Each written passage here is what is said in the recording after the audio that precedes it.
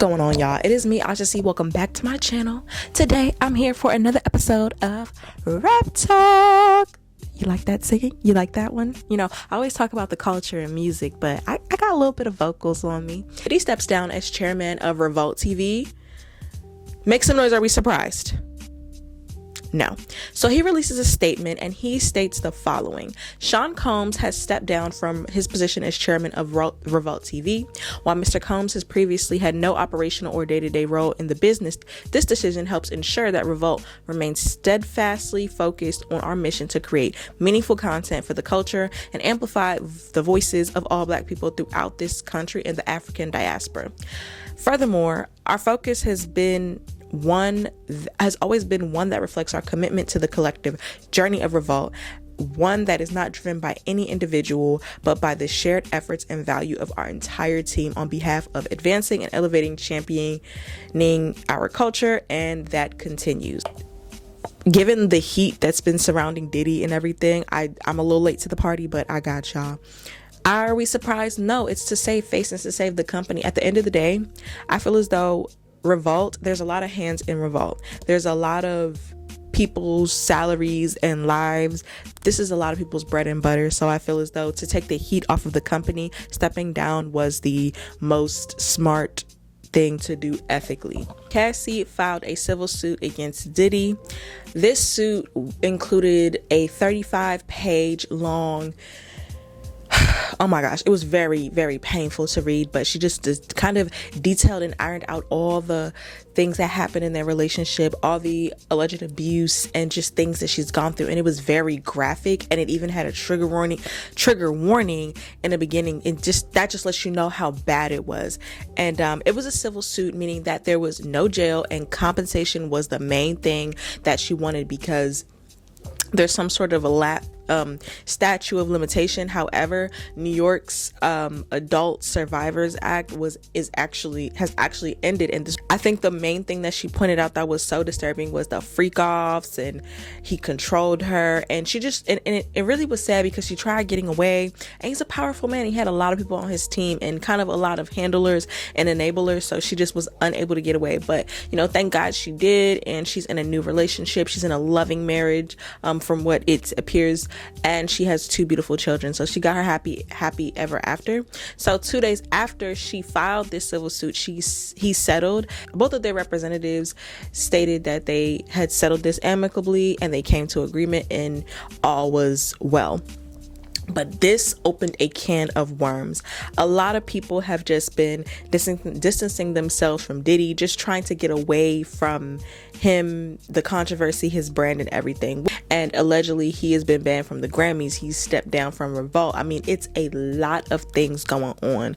And it got so sad that one of the people that are on the Revolt that have a podcast, Dawn Montgomery from Monuments to Me, announces that she will no longer, she will not be doing a 3rd season due to the allegations that came out against Diddy. I feel like that's very noble and commendable, because she kind of Dawn detailed her experience with abuse and everything, and just said, hey, this don't align with my brand, I'm not going to do it. And I feel like that's a lot of integrity, and you're willing to walk away from money or just your platform, or just a platform like that says a lot about your character. That says that, money isn't everything. It's your integrity, it's your self-respect, it's your self-worth. So I definitely understand where Dawn is coming from. A lot of people were speaking out, but specifically the one person that I was surprised that didn't speak out was Joe Budden. Joe Budden got on his podcast and kind of pranced around why he's not going to speak on it. It's because he used to work with and for Diddy. He used to work on Revolt, and so he doesn't want to damage that relationship, because say if this is not true and he was tried for it and it's not true, then he burned that bridge and he no longer can go back. So that's why he's trying to play it safe, and he just doesn't want to risk losing that relationship, which is honestly sad.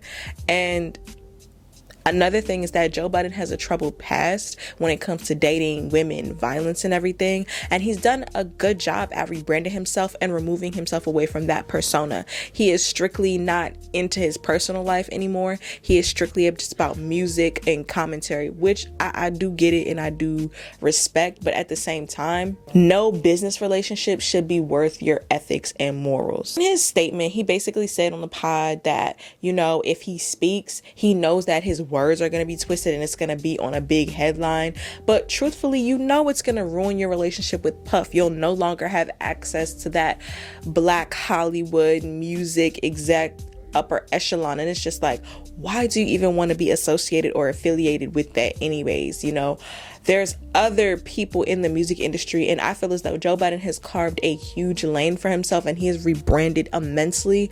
He doesn't necessarily need a Diddy. Like, he has a strong following with YouTube, with the streaming platforms, with Patreon. Come on. It kind of like is a bit puzzling on why he wouldn't want, you know, to speak out on it. Like, and then he's wondering, like, everyone wants to hear my opinion.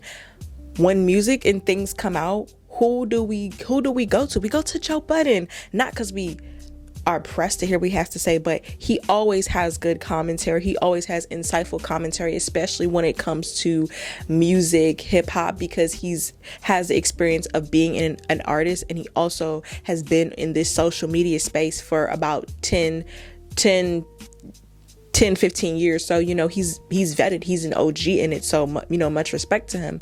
But I find it funny that he can talk about Megan Thee Stallion, Party, and Tory Lanez and call out Tory Lanez, or just speak on other things. But when it comes to this, you know, the reason why he could speak out on the Tory Lanez is because he isn't losing anything.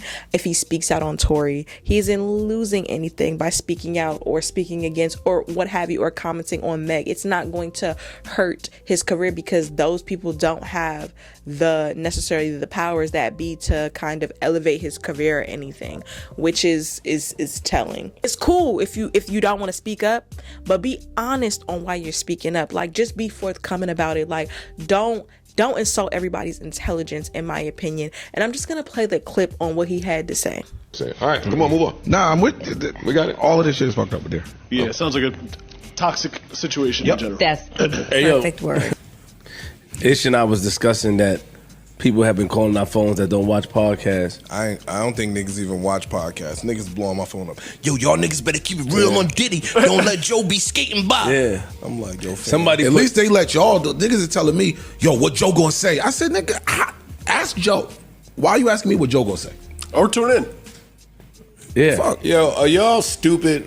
Like, let's have a moment. No, for real. Damn. Turn up, Y'all man. gonna make me take these fucking shades off. Turn up in your Travis Scott's while dissing Travis Scott. I'm trying to respect the gospel clean version of this podcast. But I be wondering this too at home. The fans echo some of that stupid shit. Do y'all think podcasters are coming into work to say that domestic violence, rape, sex trafficking, and drugging women is right on some fronts? Like, do y'all need anybody to say that all of those things are horrifically mortifying? Y'all didn't need Joe Budden for that, right? Y'all don't even want me for a music review. So I know that I'm not now the right The harbinger of truth. Nah, as much praise as I give Hove and a Puff and a Dame and just for all of the praise, right? Again, back to podcasters keeping some of their thoughts private and just like not having to share everything. I don't feel like I need to come in here and have word vomit about my discernment when it comes to some of the evil shit that goes on in the industry. Budden, who caused some backlash a couple weeks ago for refusing to go in on Diddy how he would with other people, has finally seen enough and is telling Diddy, bro, it's time to lay low. You've been doing way too much now, buddy. Here's what Joe said about the situation. Puff stepped down, right? He did. Yes. He did. That happened while we were recording. Step down from Refold. Unsurprising. yeah, I'm not surprised. Part of course. This move was as expected. And he need to go sit down. He need to go sit down. Mm-hmm. Like, it's time. Go chill out. It's time. Like, you've done a lot. And you're rich. You This go is what chill out happens when you stay at the party too long. This is what happens when you stay at the party too long. Good point. Like, people kept questioning my role in some of them parties and the Puff. The Puff throw a hell of a party, right? But the truth of the matter is, when he get into that other bag, that's not my bag, right? So when it's a whole bunch of young girls around, that ain't the party for me. When there's a whole bunch of other shit going on, that's just not the party. Sometimes it's just time. Sometimes it's time. The young people, is good to have them around. But gearing back to just more so the music industry in the music business, people have to understand that music business is just politics. It's your reputation. It's about who you know. It's about, maintaining and growing relationships. So I'm not surprised that he didn't say anything. Like, in legal terms, we don't have actual proof that Diddy did any of these things. But if you're speaking from a public opinion, the court of public opinion, I mean, come on. And then Jaguar Wright came out like years ago. Gina Hugh alleged some abuse. And then just so many people have said a lot of things. Like, everybody can't be lying. My question is, would you speak out on someone in your industry, whether you're in tech, whether you're in government, or what have you, if they had allegations against them? T.I.'s son, King, kind of had a choice of words and talked about his upbringing and his father and his mother. He basically said that, he never really grew up with his parents. He was outside. He was in a hood. He was this, he was that. And his grandmother was raising him for the most part. Well, if you did watch T.I. and Tiny, they were with the grandma for a long time. Well, Tip was in jail, but, that's besides the point. But he was on Instagram Live and he got yoked up by Clifford. Clifford is not playing that. I feel as though that King suffers from this middle child syndrome. You don't necessarily know your place. And I'm not a therapist or anything. I'm a person with a master's degree, so I know a little bit of something. So from my observation, I feel like a lot of celebrity kids have this thing of trying to step out of their parents' shadow. They don't want to be like known for their parents or whatever. They want to have their own identity, and I feel like that's something that King was also trying to express, which I understand. I also feel as though King doesn't really know who he is, and I feel like King he doesn't know who he is. It goes back to the middle child because he's trying to find himself. He's trying to attach himself to this hood persona, but you've never necessarily grew up in the hood. Though your grandmother, she let you go outside, being outside is not equating to you being in the hood. You have a choice, okay? You have a choice. You have the access. Your parents worked hard. However, when it comes to T.I. and Tiny, I could see them neglecting their kids a little bit. Not saying that they don't love their kids, but I could see them on the grind trying to chase after their dreams and everything. So I definitely could see where the neglect could come from, because T.I.'s son Damani kind of expresses that in his music, and you see his son Messiah is literally a blues singer, and he's separated himself from that. Even Zanique has spoke out on Instagram Live and shared that, and you kind of see how the daughter Deja kind of separates herself from everyone. It's specifically when the whole Hyman thing came out about Tip. That was very embarrassing. So I see why, the relationships between all the kids and the parents is weird. And then someone pointed out that he might even resent the youngest, Harris, because she's singing, she's nurtured, they're paying attention to her. People have to understand that when it comes to parents and parenting, the first child is always the mistake. It's always not mistake, but it's always the trial kid, After having all these kids, when you're down to the fifth one, you get it right eventually. So King is going to have to forgive his parents eventually, because parents can't give you what they don't have, or they can't give you what they don't know.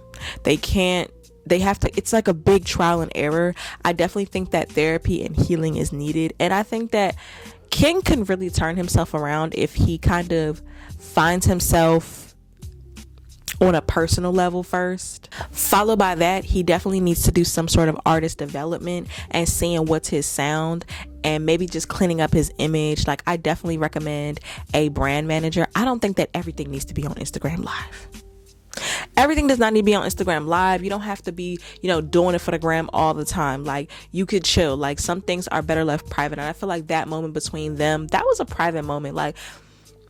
we didn't need to see that at all. Prayers to the family, and I really hope that they're able to get it together, because nobody wins when the family feuds. Jay-Z said it best. Pause for the cause. I forgot about T-Pain. T-Pain was actually honored with an award at the Soul Train Awards, and he also did a medley of all his hits. That man is legendary. Stop playing with Teddy Pendergrass catalog. Let's get back to the video. This past Sunday, the Soul Train Awards was hosted by Keke Palmer, and I gotta say that I enjoyed the awards. I enjoyed the award ceremony. I enjoyed the performances. I believe that the Soul Train Awards is so slept on because there's no rap. No shade. There's no shade to rap, but it just goes so smoothly. The set design was good. The singing, like, everybody sounded good. Specifically, I loved Coco Jones and I think it was BJ, the Chicago kid. I don't know, but I liked them. Janelle Monáe did good. And one particular person that I was very impressed with was Keke Palmer. Her vocals, she looked great. You know, the stage performance and the song was good. I feel as though Keke Palmer makes very good music. I just don't feel like she promotes it better. She has so many hats that it's hard for her to hone in and focus on one thing. But she gets into her hosting bag. Like, that is Keke Keep a Job Palmer, and I want to see more of that. You know, despite all the controversy that she's been going through, I'm really happy that she was put on this platform, specifically a black television network, and was able to shine and get her just due. I love to see it. So y'all know that Beyonce Renaissance, so you guys know that Renaissance, a film by Beyonce, it's coming. I believe it's coming this weekend, right? And so she had a premiere, and let's just get into the looks, okay? Some of my favorite looks were, of course, the Destiny's Childs. Like, you had Michelle Williams, you had Jewels, Miss Tina, Mama Tina. They looked good. You had the original Destiny's Childs, of course. You had LaToya, Latavia, Michelle, Kelly, of course, Beyonce. I'll get to her last.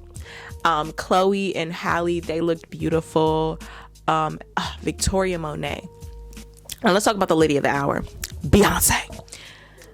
I loved Beyonce's look. I feel like it really fit the theme of Renaissance. Her and Kelly Rowland were my favorite looks, and also Michelle, because Michelle is always like conservative, but I feel like this was just a great mix of like conservative and then like sexy. Like, she looked bomb. Beyonce with the blonde hair. I know we're used to her with that honey blonde. I feel like the ashy blonde kind of washed her out. I feel like we needed some contrast, but nonetheless, Mother looked good. She looked very, very, very good. So I'm really excited to see this film. I want to get like a little bit more, not personal, but it really, because we don't hear from Beyonce. So this film is going to be everything injected. It's gonna be good. Blue Ivy was talking about how she had seen the criticism about her performance, and Beyonce said, you know, this is a one-time thing. Don't perform. And she said, no, I'm going to. And she used the criticism to get better. And I feel like that's sad that people was critiquing a little girl. But let me just say, Blue Ivy, Miss Mamas, you did. Blue, huh?